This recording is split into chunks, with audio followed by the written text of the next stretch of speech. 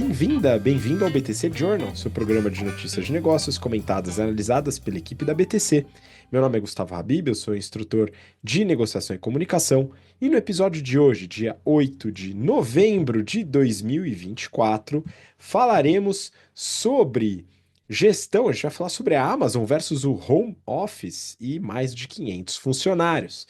Também vamos falar em estratégia de finanças, a gente vai falar sobre o iFood expandindo em supermercados com a Shopper, o Nubank entrando em telecom e também os resultados da WEG.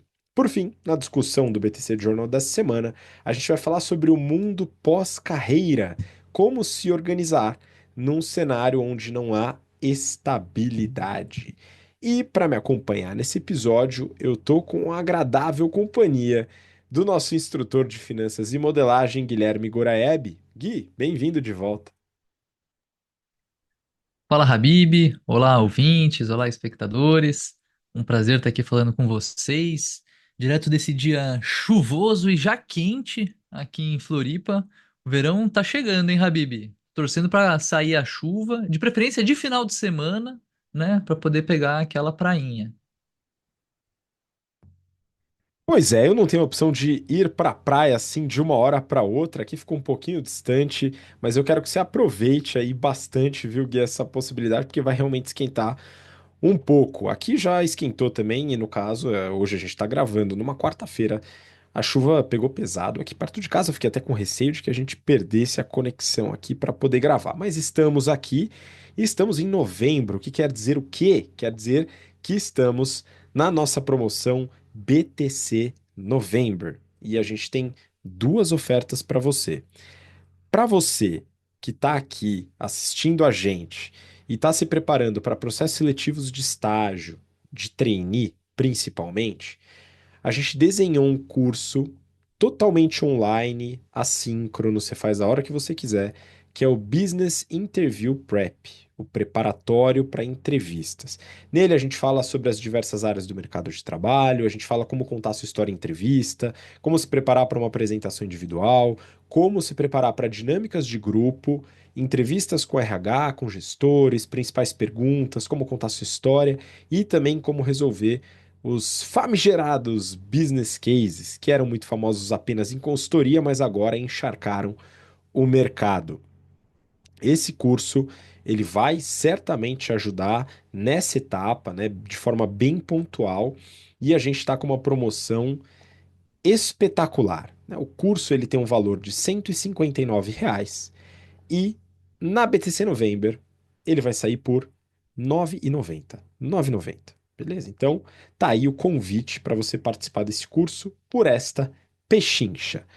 O outro recado é o nosso cupom válido para todos os cursos da BTC, o GBP, General Business Program, focado também na turma que está entrando no mercado de trabalho, o Excel Plus Business Program, nosso curso de Excel e modelagem, o nosso curso de pricing e também o SFP, o Strategy and Finance, voltado para líderes, empresários, empresárias, pessoas que tomam decisão dentro da sua empresa e que querem trazer mais ferramentas.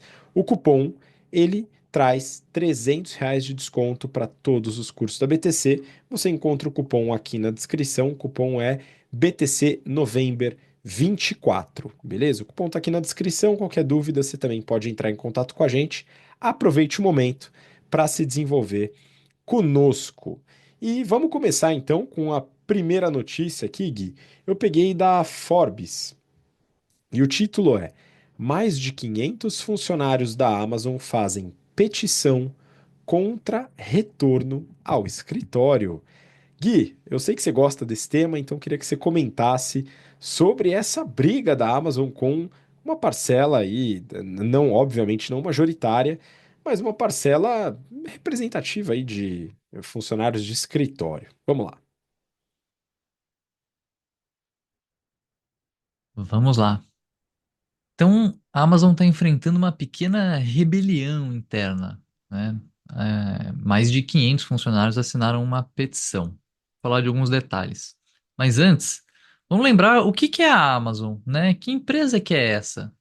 Uma empresa tradicional? Né? Não, né? A empresa é uma Amazon, a Amazon é uma empresa de tecnologia E é uma empresa que começou revolucionando o e-commerce ao propor que os compradores de livros não fossem presencialmente até uma livraria. Para que que você vai se deslocar, né? Para comprar um livro?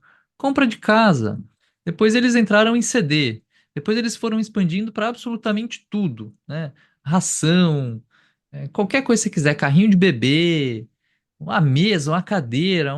Hoje eles estão crescendo lá nos Estados Unidos no setor de remédios, né? Estão preocupando ali a CVS, né? E as farmácias. Então, tudo você consegue comprar sem sair de casa. Aí teve uma vertical da empresa, que é a AWS, que surgiu depois. A vertical que, diga-se de passagem, tem excelentes margens, né? Bem melhor que a do e-commerce. Onde ele foi lá e começou a convencer os donos de negócio, né, o pessoal de tecnologia, que ele não precisa ter um servidor no escritório. Para quê? Né? Você pode levar o seu trabalho aqui de processamento de dados, você pode levar a hospedagem do seu site, você pode levar esse trabalho computacional para ser feito remotamente. Coloca isso num servidor da Amazon, né? Então, a computação pode ser feita remotamente, as compras podem ser feitas remotamente. Mas trabalhar de casa, Habib, isso aí é sacanagem, né? Aí é coisa de vagabundo, cara. Não dá para trabalhar de casa. E nessa decisão, essa decisão coloca a AWS junto a 7% das empresas de tecnologia. São quem exigem o trabalho presencial 5 dias por semana, né? Não vai ser remoto, não vai ser híbrido, é 100% presencial. Eles anunciaram que a partir de janeiro de 2025, todos os funcionários deverão trabalhar, assim como os incas e os maias, presencialmente, 5 dias por semana. Desgostosos com a medida, 523 funcionários, incluindo 172 que se identificaram pelo nome, enviaram uma carta para o CEO da Amazon, o Matt Garman. Nessa carta, eles argumentam que a política é injusta para pais, cuidadores e funcionários neurodivergentes. A Amazon defende que o trabalho presencial melhora a colaboração e a inovação. E para facilitar o retorno, ela está oferecendo incríveis benefícios. Sendo o principal deles, você não vai ser demitido. E também vale transporte, ou fretado, ou reembolso para despesas com bicicleta, para quem vai de bicicleta. Olha que beleza. Eu fui dar uma espiada no Glassdoor, né, que é aquele site onde os funcionários dão a nota para a empresa e colocam lá vários comentários sobre como que é a vida naquela empresa, como são as entrevistas, quanto que a galera paga de salário e por aí vai. E eu comparei a Amazon com Google, Meta, Nvidia, Tesla. A Amazon só não está pior do que uma delas, né? Que é a Tesla, mas ela está bem perto, tá? Nvidia, Google, Meta, todas estão ali sendo muito melhor ranqueadas, né, muito melhor avaliadas pelos seus funcionários, que dá uma noção de como deve ser a qualidade de vida, né, de um funcionário da empresa. Bom, então depois de convencer o mundo a fazer tudo remotamente do conforto de casa, a Amazon duplica a aposta na dissonância cognitiva e vai de trabalho 100% presencial. E afinal de contas, nada melhor do que sair de casa, né, pegar um ônibus, pegar seu carro, enfrentar uma horinha de trânsito, para chegar no seu escritório, tirar o notebook da mochila, abrir ele, colocar o seu fone de ouvido e participar de uma reunião via Zoom. É ou não é, Habib?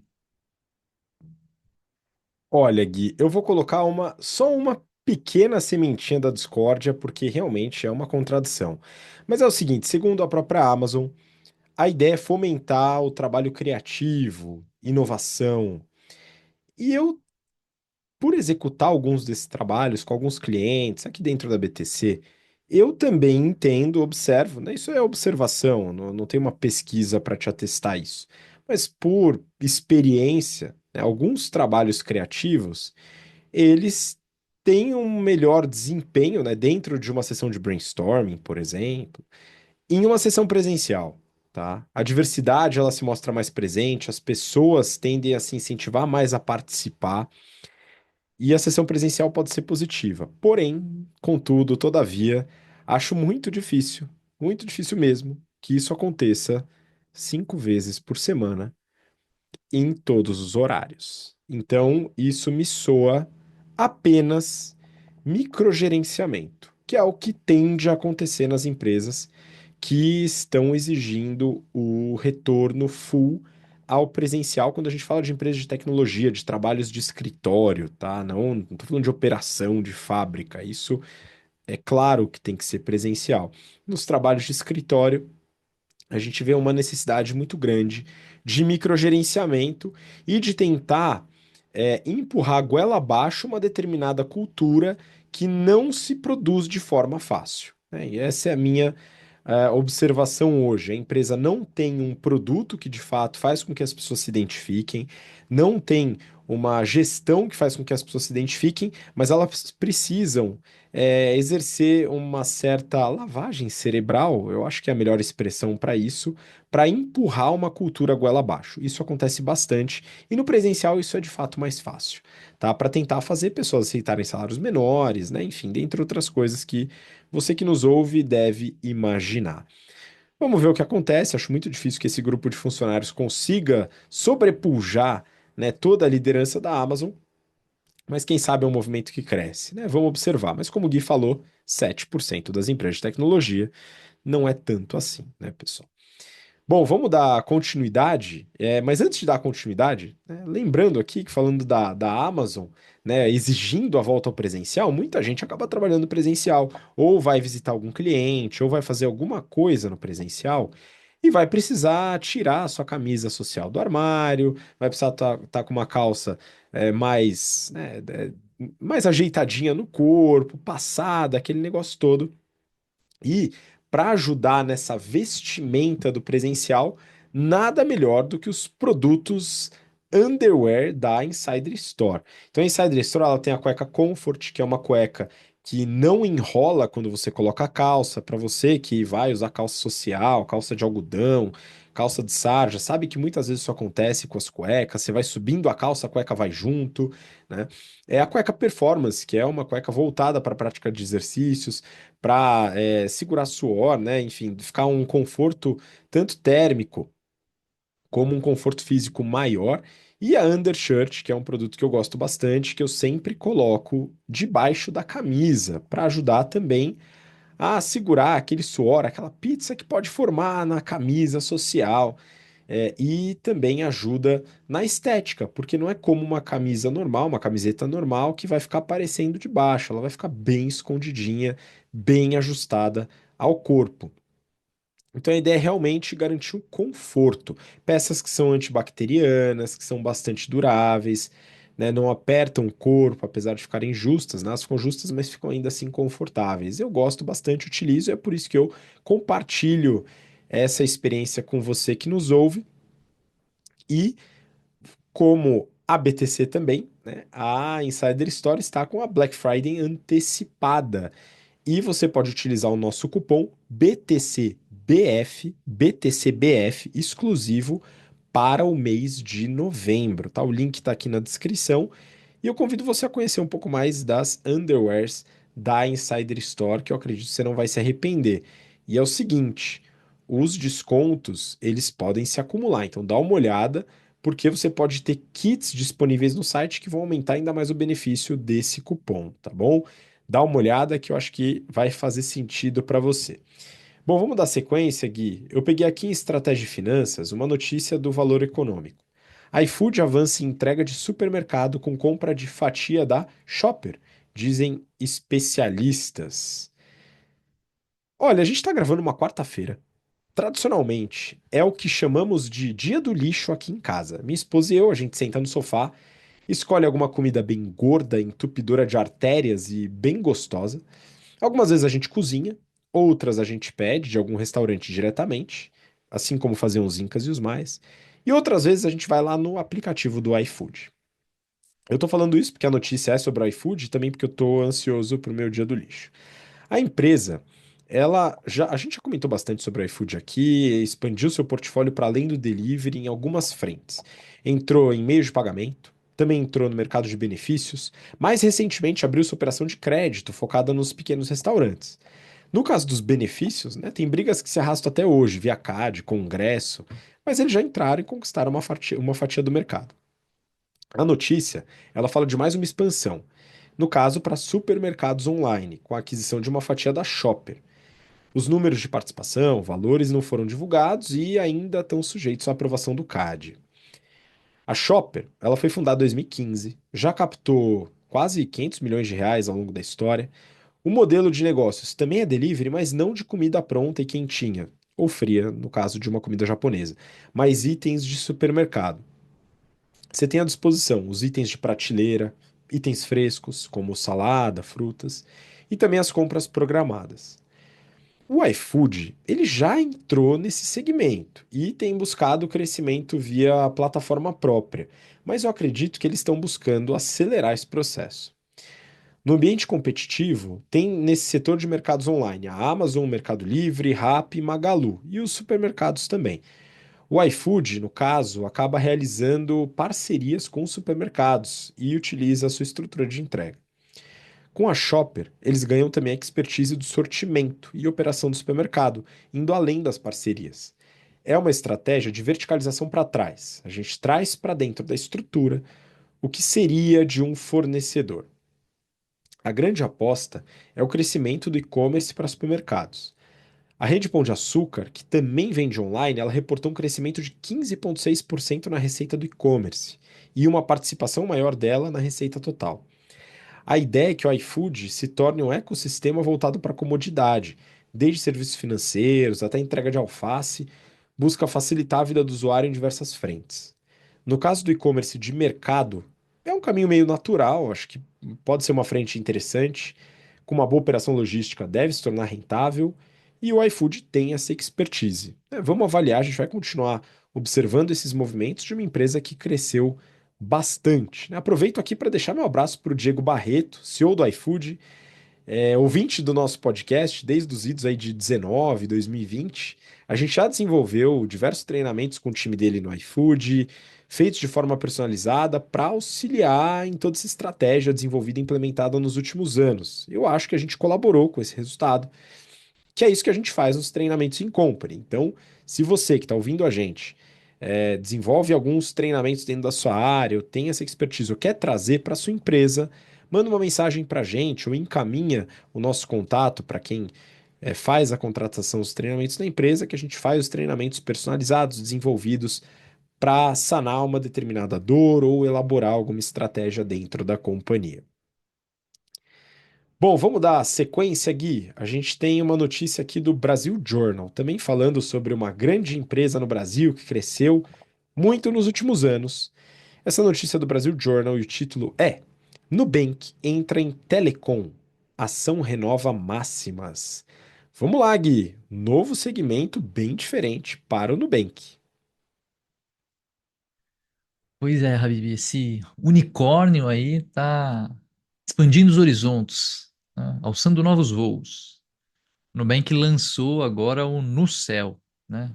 Lançou, eu não sei ainda como é que tá exatamente, eu até olhei lá no app, você pode manifestar seu interesse, mas ainda não dá para contratar, pelo que eu vi, né? Mas é o serviço deles de telefonia móvel, né? Quais são os principais pontos? Eles vão operar como um MVNO, uma Mobile Virtual Network Operator, ou seja, um operador de rede móvel virtual. Eles vão ser um intermediário entre o cliente e a infraestrutura da Claro. Eles anunciaram três planos, um de 15 GB por R$ 45, 20 GB por R$ 55 e 35 GB por R$ 75 mensais. Todos esses planos incluem chamadas locais e internacionais ilimitadas, WhatsApp ilimitado e a possibilidade de acessar um investimento exclusivo com rendimento de 120% do CDI para até R$ 10.000. De acordo com o analista do BTG, esse plano de entrada ali de 15 GB por R$ 45 é em média R$ 10 mais barato que os planos da concorrência. R$ 10 aqui é dinheiro, né? Porque o plano é R$ 45, é 20% do valor do plano. Então, é um belo desconto. A ação do Nubank subiu depois desse anúncio, 2,8%, o que levou ela para sua máxima histórica. E o Nubank justifica a entrada nesse mercado dizendo que 70% dos problemas dos clientes com telefonia eram relacionados a atendimento. E de atendimento eles entendem. A CEO Lívia Chanes disse que são pontos de dor que o Nubank sabe trabalhar bem, se referindo aos problemas de atendimento. O setor de telefonia hoje no Brasil é um oligopólio, né? Ou seja, ele é dominado por poucas empresas. São elas a Vivo, a Claro e a TIM, né? A gente ainda tinha a Oi, mas já morreu, né?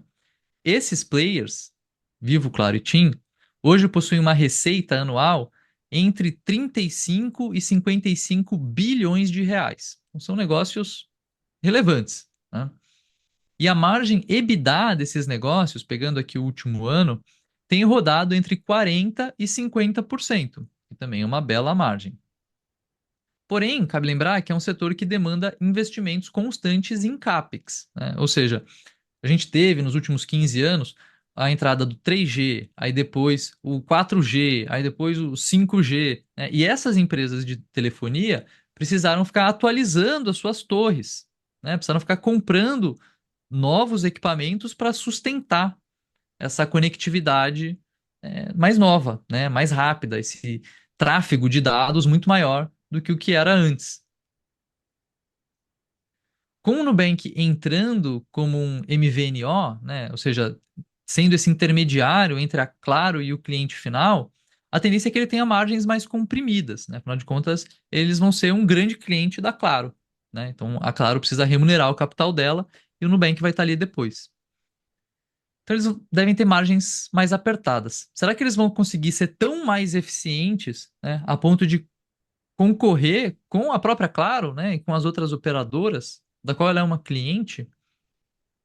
Eu dei uma olhada no resultado dessas empresas e na Vivo, por exemplo, o custo com PDD, né, ou seja, perda com devedores duvidosos, os clientes que não pagam a conta, ele representa cerca de 2% da receita. O Nubank conhece bem das finanças dos clientes, sabe melhor de crédito, né? Talvez ele tome menos calote dos clientes de telefonia. Então, aqui tem um ponto de eventual ganho de eficiência, né? Não encontrei quanto que representa o atendimento no custo das operadoras, um custo que o Nubank se diz aqui que é onde ele vai bater de frente, vai ser muito melhor. Mas tem uma linha lá bem interessante, vi no resultado da TIM, comercialização, né, que representa mais de 11% da receita das operadoras, né? O custo representa mais do que 11% da receita, ou seja, um custo super relevante. E aqui é aquela velha luta, né, que o Nubank teve da agência versus o banco digital, né, versus o aplicativo. O Nubank vai ter uma operação que certamente é centralizada no app, né? Eles não vão abrir loja para vender plano no céu, né? Como a Vivo, a Claro e a TIM têm as lojas vendendo alguns eletrônicos, vendendo celular e vendendo os planos, né? Ninguém vai precisar ficar puto com a Judite agora, né? Você vai poder resolver tudo pelo app. Em tese, só aqui a gente tem uns 15% da receita das operadoras em custo ali, onde o Nubank pode ser mais eficiente. Ainda assim, né, cabe lembrar, esse não é um negócio core para eles. Então, se eles quiserem ganhar market share de fato, eles podem eventualmente queimar um pouquinho de margem aqui, né, financiando isso com os resultados positivos do banco para aumentar o market share. Uma receita que a Amazon, que a gente comentou agora há pouco, né, fez assim e muito e continua fazendo em vários lugares. Uma empresa mais diversificada consegue queimar dinheiro em um negócio porque tem outro negócio financiando ele, né? Então, por exemplo, quando a Amazon concorre com a Netflix via o Amazon Prime não precisa dar dinheiro, porque o AWS dá muito dinheiro, né? Então, você consegue, através dessa estratégia, ganhar market share. Tá, mas vamos lá, eu fico pensando aqui, qual que é o desdobramento dessa estratégia, né? Quando eu olho para Claro, entendo que ela está sendo remunerada pelo uso da sua infra, que para ela é bom. Ao mesmo tempo, ela deve perder clientes na ponta, porque o Nubank está entrando com um preço muito mais competitivo, né? Então, não sei se vale a pena para Claro essa troca, né? Talvez nem a Claro saiba, né?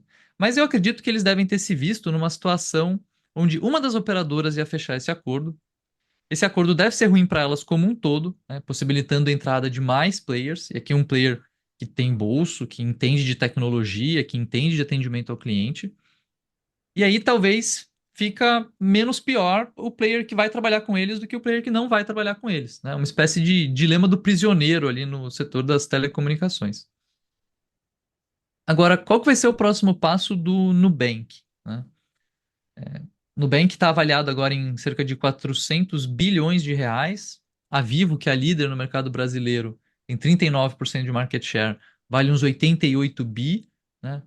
Será que o Nubank vai querer fazer CAPEX e se tornar, né, o dono da infraestrutura? Será que ele vai eventualmente comprar uma operadora para ser dono de uma infraestrutura já existente? Porque esse modelo de negócio dele atual é integralmente dependente de uma operadora, né? Será que ele entende que o papel da operadora como provedora de infraestrutura vai ser comoditizado? Então, esse é um risco do modelo de negócio que ele está se propondo, que vai deixar de existir no longo prazo, né? Como que isso vai evoluir com eventualmente um Elon Musk chegando aqui, fazendo a telefonia via Starlink, no futuro talvez não tão distante, né? Honestamente, não sei, né? Fico curioso de por que que o Nubank não investe mais no negócio deles, que é o setor bancário. E qual que é o problema do setor bancário hoje, né? Que todos os bancos enfrentam? É a tal da principalidade, né?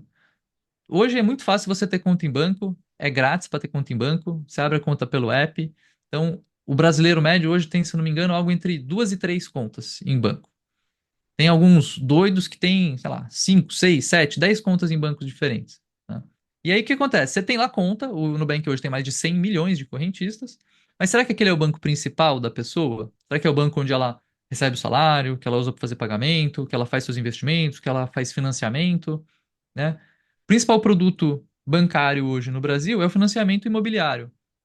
Você conhece alguém que fez financiamento de carro ou de casa pelo Nubank? Né? Você conhece alguém que usa o Nubank como a principal corretora para fazer os seus investimentos? Então, me parece que o Nubank ainda tem um bom caminho para continuar crescendo dentro do setor bancário. Eu acho até meio estranho esse desvio, né? Entendo que eles podem ter um bom ganho, mas ainda me falta essa visão sobre o próximo passo estratégico ali deles nessa entrada no setor de telecomunicações, tá? Cabe dizer sobre o crescimento no setor bancário que eles têm crescido bem, né? Tanto não só o número de clientes, como o número de produtos por cliente e, mais importante, a receita por cliente, né? Agora, eu estava pensando aqui esses eventuais desenvolvimentos, Habib, e me veio um cenário meio Black Mirror na cabeça aqui, né? Que o plot twist disso é que o Nubank agora não só tem acesso a todos os seus dados financeiros, mas tem acesso a todas as suas conversas, todos os seus dados do WhatsApp. Ele pode cruzar essas informações e ser talvez o maior burô de informações sobre o brasileiro, né? Tomara que eles usem esse poder para o bem, né? Como dizia Uncle Ben, com grandes poderes vem grandes responsabilidades. Exatamente. Eu quero pensar um pouco a respeito dessa sua provocação, se ainda teria muito espaço para crescer no setor bancário, com diversos produtos que o Nubank não oferece, ou pelo menos não oferece em grande volume, como outros bancos fazem no Brasil. Você falou do financiamento imobiliário, é um produto muito representativo que o Nubank, salvo engano, não oferece, tá? Eventualmente alguém pode nos comentários me corrigir, mas eu não lembro dele oferecendo financiamento imobiliário. É diferente, por exemplo, do Banco Inter, que trabalha com financiamento imobiliário, os grandes bancos que trabalham também com financiamento imobiliário. Mas a incursão no em telecom também está relacionada a uma abertura do mercado de telecom promovida pela própria Anatel e que foi palco de reclamação do CEO de uma grande empresa de telecom, de uma grande operadora, uma das quais você citou aqui, né, onde o CEO colocou que a competição é um grande problema, né, e que essa abertura toda vai esculhambar o setor. Eu fiz algumas adaptações da fala, mas você pode livremente procurar, nem vou citar, né, de qual empresa é o CEO, você procura à vontade aí para entender melhor o contexto. Mas eu particularmente me divirto com alguns casos de sincericídio que ocorrem em declarações públicas. Por isso que a gente tem que ter muito cuidado quando a gente vai publicar ou declarar algo de forma pública. E aí vem todo o exercício de gestão de crise, gestão de conflitos que a gente também trabalha aqui na BTC. Vamos dar sequência, Gui? Tem uma notícia aqui do Neofeed para terminar as notícias principais. Neofeed, então. A VEG é uma máquina de resultados, mas aumento das despesas vira preocupação. A VEG é uma queridinha do mercado financeiro, mas também é uma queridinha minha. Do mercado financeiro, ela é queridinha porque é uma empresa sólida, lucrativa, sem dívida. E ela é minha porque, além de tudo isso, desenvolve engenharia e tecnologia num país que desestimula isso todos os dias. Os resultados do terceiro TRI da companhia trouxeram recorde de receita e lucro, e ainda assim a reportagem manda um mas relacionado às despesas crescentes. Como essas informações não batem muito, na minha opinião, eu quis dar uma olhada mais a fundo. Aparentemente, esse aumento nas despesas causou a queda das ações em 5% no pregão pós-resultado. Mesmo com todos os pontos positivos já citados aqui, eu vou esclarecer melhor na análise dos resultados. E a justificativa da companhia é que essas despesas subiram por causa, da entrada da Regal Rexnord, que foi uma empresa adquirida recentemente, e dois, o custo de frete. Sobre a aquisição, é absolutamente normal. Uma empresa compra outra, tem uma estrutura diferente, precisa trabalhar as economias de escopo, adaptações, outros processos para agregar as operações, e ainda mais, se a empresa adquirida tem mais despesas, obviamente isso vai influenciar no DRE. Sobre o custo de frete, a gente já viu no BTC Journal alguns episódios atrás que o custo de frete da China aumentou bastante, influenciando no custo global. O frete também é proporcional à quantidade vendida, então quanto mais se vende, mais frete se paga, não tem muito como fugir. Se a VEG parar de vender, ela não paga frete, problema resolvido. Se eles pararem de exportar gerando receita em dólar, eles também pagam menos frete. Seria o melhor caminho? Eu acho que não. Por isso que eu acredito que essa análise ela talvez tenha algumas falhas por observar fatores de forma isolada. Alguns analistas ainda recomendam compra para ação, outros neutro e outros vendem. No caso da venda, vem muito por causa das despesas. Eu acho que não faz muito sentido, dados os números de lucratividade da companhia, que aumentaram tanto de forma absoluta como relativa, e principalmente do retorno sobre o capital investido. A gente vai ver já já. A reportagem ela ainda coloca que a VEG espera gastar de 3 a 5% da receita em CAPEX, investimentos para novas operações ou aumento das existentes. Olha, eu diria mais. Esquece os investidores. A VEG se financia com a própria operação. Ela não tem dívida, não depende de emissões. Se eu tivesse na VEG, eu acho que eu colocaria até mais do que esse 5% em CAPEX e ainda turbinaria a P&D, aproveitando que é uma das poucas empresas que desenvolve tecnologia aqui no Brasil. Pode consumir esse mercado com sua própria geração de caixa. Claro, tudo isso de forma responsável, né? Fazendo projeções, cenários, modelos, analisando ganho de market share, estratégia de produto e outros temas vistos tanto no GBP como no SFP, os dois cursos que eu comentei no início do programa. Tudo isso tem que ser considerado. As opiniões do investidor, dos investidores, eu acho que não muito. A família fundadora e os principais investidores, eu tenho certeza que eles estão bem confortáveis com esse resultado. E são eles que se importam mais com as estratégias de longo prazo da VEG, que, ao meu ver, ainda são vencedoras. E isso se mostra também no resultado de curto prazo. Olha só o resultado que apavorou o mercado financeiro. Receita líquida de 9 quase 9,9 bi de reais no trimestre, um aumento de 22,1% em relação ao mesmo período do ano de 2023. Essa receita engloba equipamentos eletroeletrônicos, que é 49% dessa receita, geração, transmissão e distribuição, que é 39%, motores comerciais, que é 7,7%, tintas e vernizes, que é 4%. Dessa receita, 60%, quase 6 bi, é de mercado externo, exportação. E é nessa receita que o custo de frete sobe bastante. Por quê? Porque o custo aumentou para todo mundo, né? Não só para a VEG. E aumentou também para a VEG porque aumentou a receita da VEG. Então, isso daqui influencia. O EBITDA, ele foi de 2,2 bi, um aumento de quase 28% em relação ao mesmo período, um aumento maior que o aumento da receita. E a margem EBITDA também aumentou, mostrando que teve maior eficiência na operação, apesar dos aumentos de despesa, né? Aumentou 1,1 ponto percentual, chegando a 22,6%. O lucro líquido chegou a quase 1,6 bi, uma margem de 16% e um aumento de 20,4% em relação ao mesmo período do ano anterior.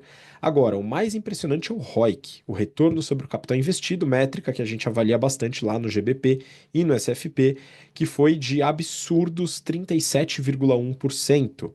Um aumento de 1,7 pontos percentuais, também aumentou de forma relativa em relação ao terceiro TRI de 23. Ou seja, o resultado vai muito bem, obrigado. E tem algumas pessoas que se desesperam com um detalhe sem englobar o todo.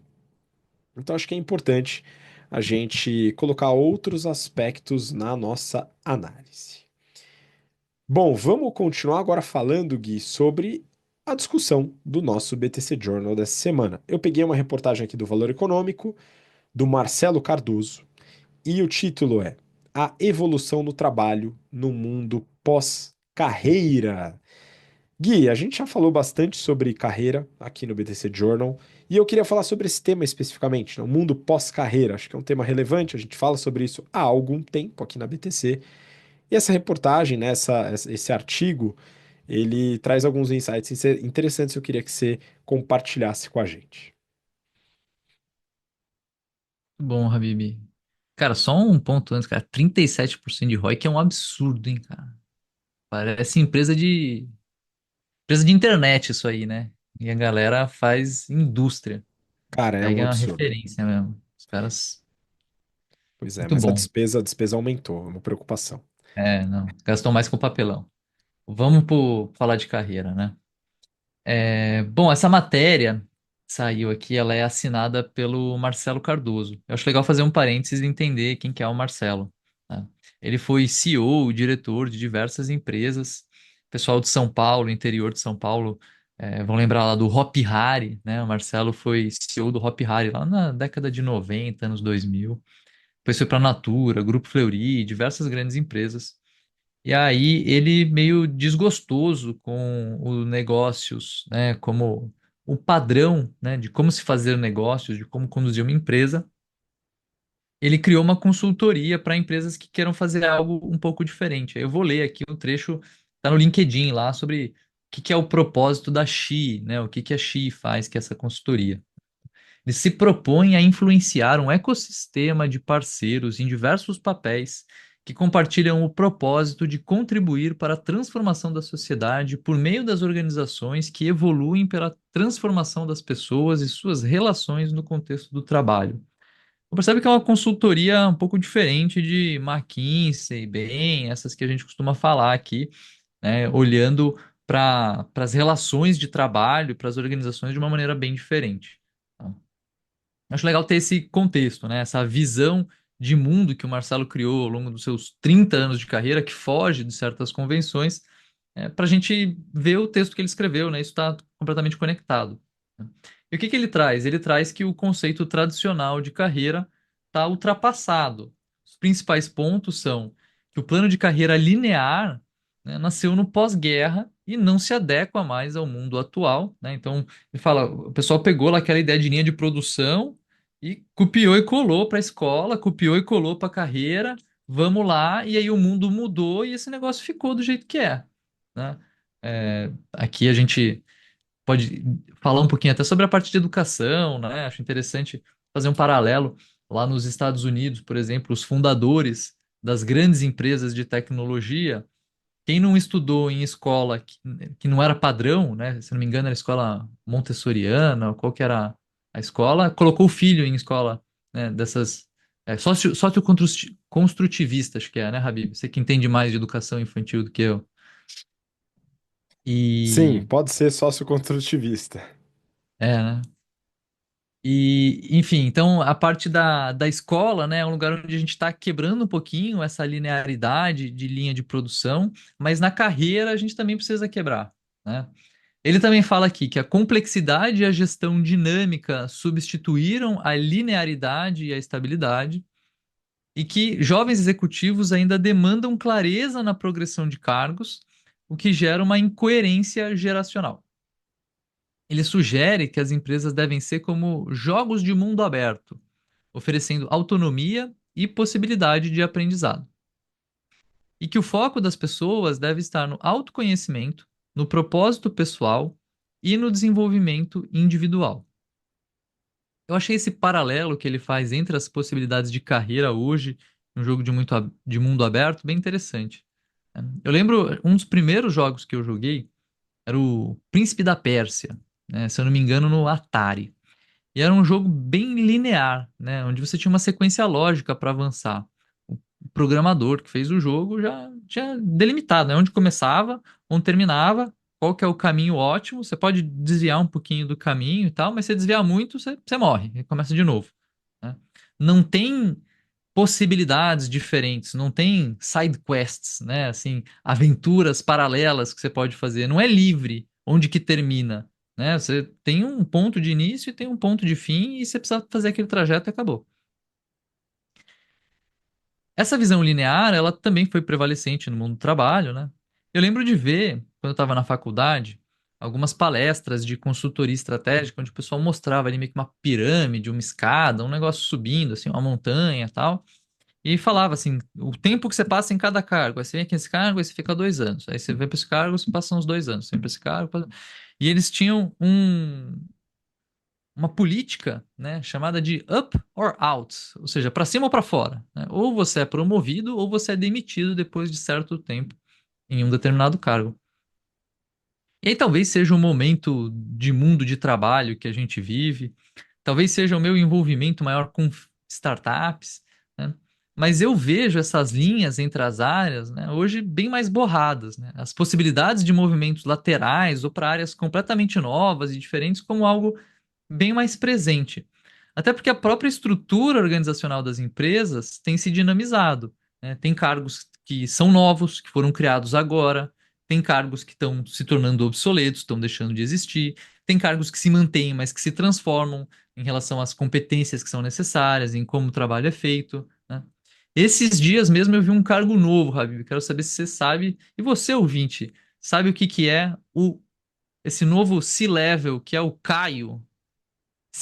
Caio. Já viu o Caio antes, Habib? Ah, eu conheço. Inclusive, queria mandar um abraço, né? Mas como cargo, isso é novidade para mim. Pode ser legal no cartão de visitas, né? Caio, Caio. Caio é uma sigla para Chief AI Officer. Um novo cargo aí no mundo de tecnologia, né? É, isso realmente ficou.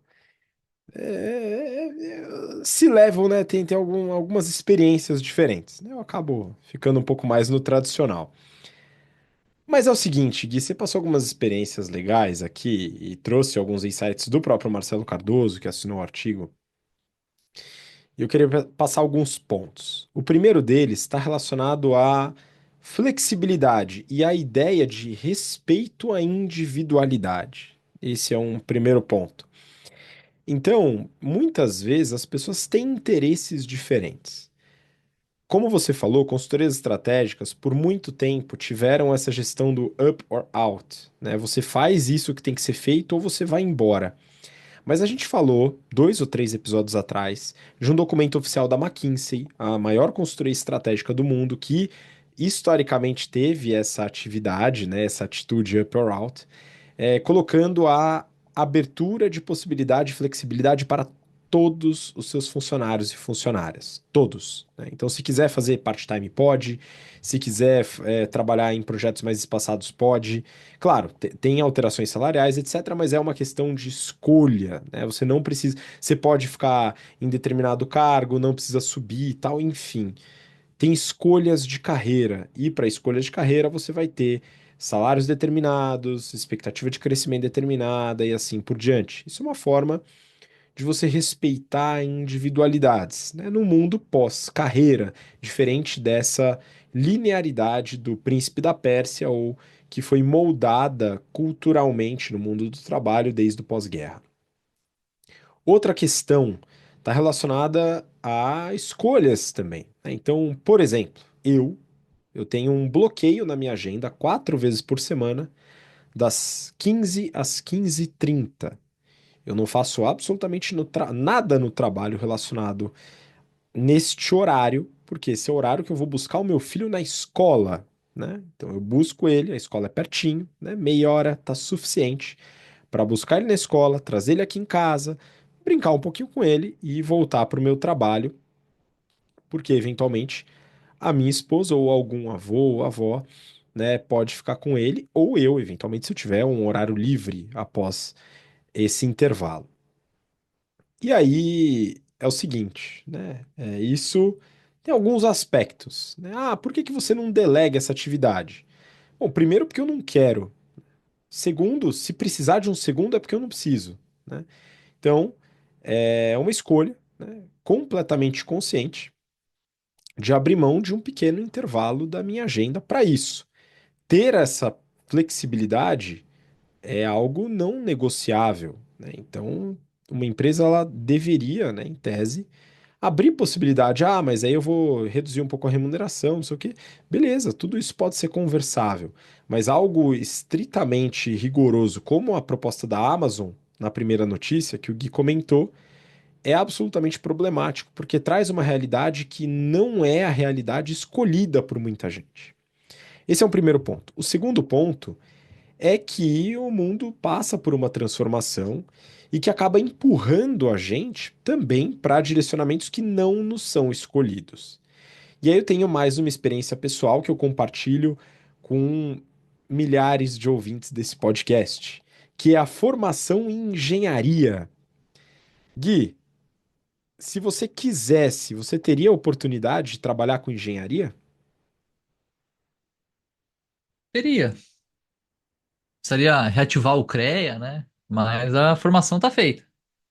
Provavelmente fazer uma reciclagem também ia bem. Eu ia ter que reestudar algumas coisas. Boa. E possibilidades de trabalho, carreira, se você quisesse desenvolver na área de engenharia, tá à vontade? Possibilidade de trabalho.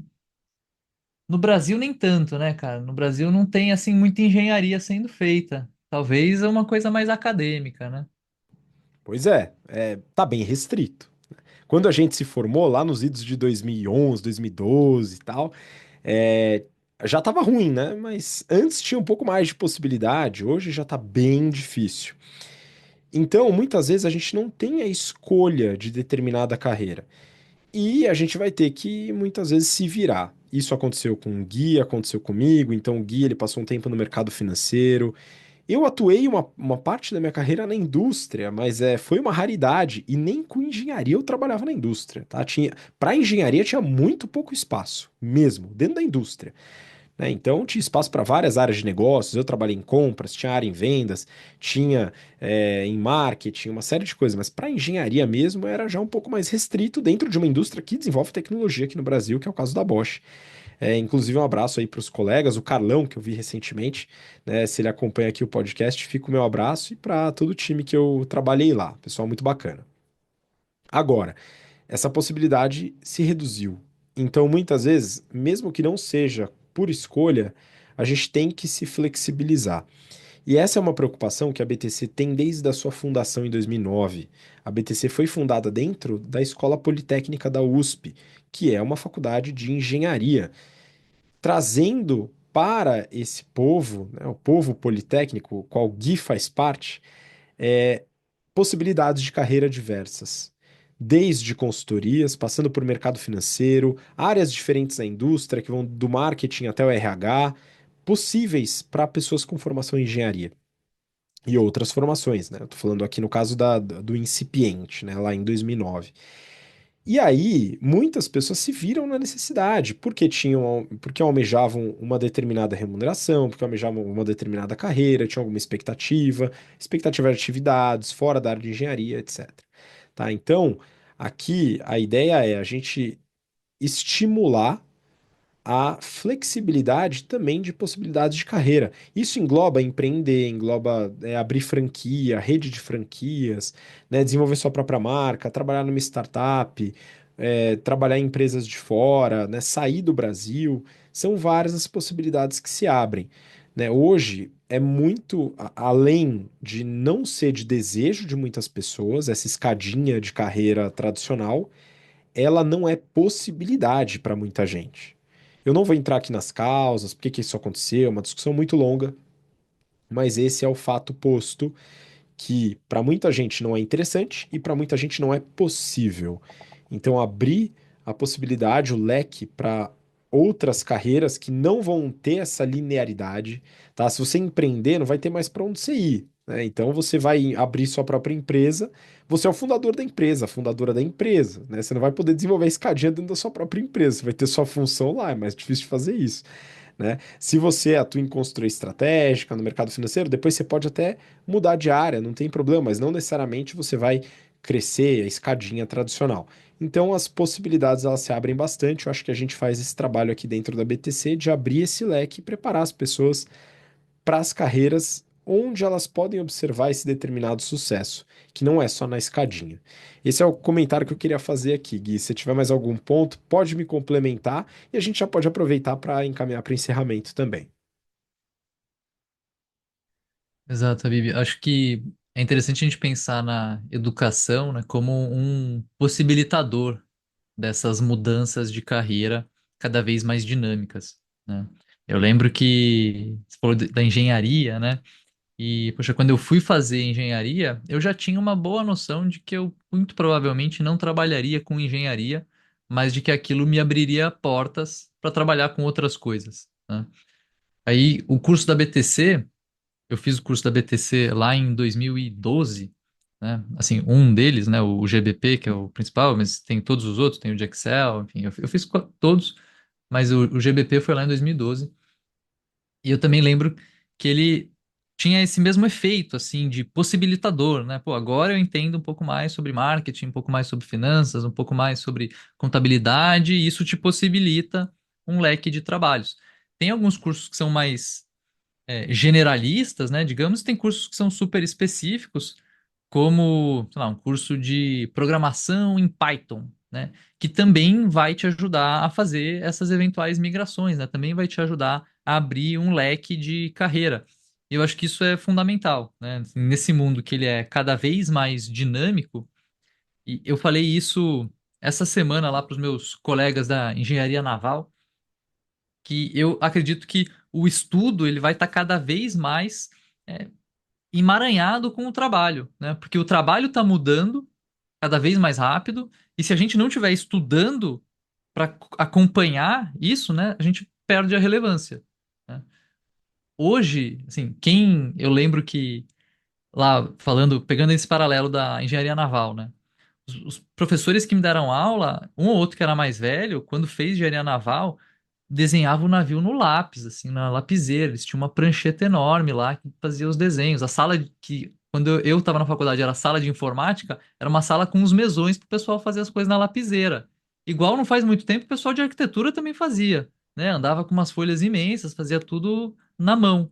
E aí agora mudou pro um software específico, né? Um CAD. Lá na Naval eu usava o Rhinoceros, softwares de modelagem 3D. Aí, pô, essas ferramentas, como o Excel, como AI agora, a gente precisa estar sempre se atualizando, né? Fazendo cursos, se engajando com grupos de pessoas que estão estudando também para ir estudar junto, buscando mentores que possam ajudar, que possam passar conhecimento, gente que fez, né? Que sabe o que está falando, para a gente continuar se mantendo relevante, e com isso eu tenho essa possibilidade de movimentação, né? Porque se eu não estudar, toda essa coisa linda que a gente está falando, de você pode ir para qualquer lugar, você pode fazer um monte de coisa, não é linear, some, né? Aí eu viro Uber, e até a AI tomar conta de fazer a direção, e aí nem Uber dá para virar mais, né? Então é importante a gente salientar que é lindo a movimentação e essa velocidade, mas a gente precisa acompanhar também, estudando constantemente. E bom, com isso, encerro aqui meu comentário nesse BTC Journal. Queria aproveitar e deixar um abraço aí para os nossos ouvintes. Tem gente que tem mandado mensagem lá no LinkedIn, pô, conheço do Journal, pô, legal que você está em Floripa, não sei o quê. Então, um abraço aí para todos os ouvintes e até a próxima. Muito obrigado, Gui. Obrigado você que nos acompanha até agora nesse episódio, pelo interesse, pela paciência. E a gente tem encontro marcado para mais um episódio na semana que vem. Um grande abraço, até lá. Tchau, tchau.